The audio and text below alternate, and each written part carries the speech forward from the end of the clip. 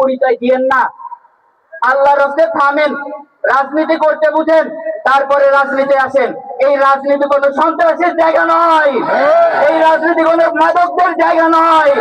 আমরা স্পষ্ট বলতে চাই, আমরা হাত পাখার যতগুলো প্রার্থী এই ফরিদপুর আসনে দিয়েছি, এর পাশাপাশি বাংলাদেশে যত প্রার্থী আছেন তাদের এগেনস্টে আপনি যদি বুদ্ধিভিত্তিক লড়তে পারেন, শিক্ষাগত যোগ্যতায় যদি আপনি লড়তে পারেন, এই আসন আপনাদের হাতে আমরা ছেড়ে দেবো ইনশাআল্লাহ। আমাদের জামাল ভাই আছেন, তার নেতৃত্বে আমরা যেভাবে যা করা দরকার আমরা সব করতে প্রস্তুত আছি তো ইনশাআল্লাহ। প্রথমত বিষয়, তিনি একজন মাওলানা।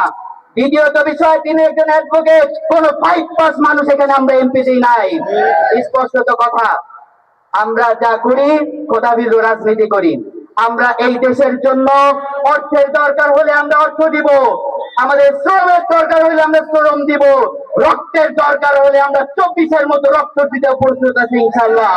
আজকে এই সমাবেশে ঘোষণা করতে চাই, এই নির্বাচনে ইসলামী যুব আন্দোলন বাংলাদেশের যদি কোনো সাহায্যের দরকার হয়, প্রতিটি এমপির পিছনে ইসলামী যুব আন্দোলন তার সম্পূর্ণ শক্তিতে রাস্তায় থাকবে ইনশাআল্লাহ।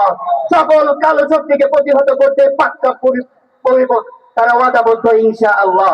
আল্লাহ তাআলা আমাদের সকলকে ইসলামের সাথে কাজ করার তৌফিক দান করুক, আমিন। সংগ্রামী সাথী ও বন্ধুগণ,